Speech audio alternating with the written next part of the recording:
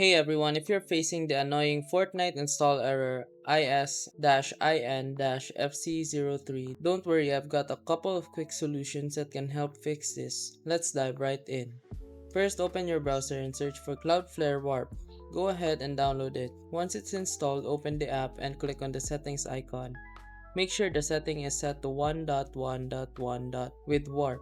After that, hit connect. Now launch the Epic Games launcher and try updating Fortnite again.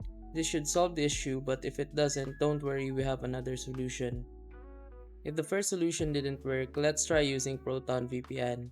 Go to the Proton VPN website, download it for Windows, and install the app.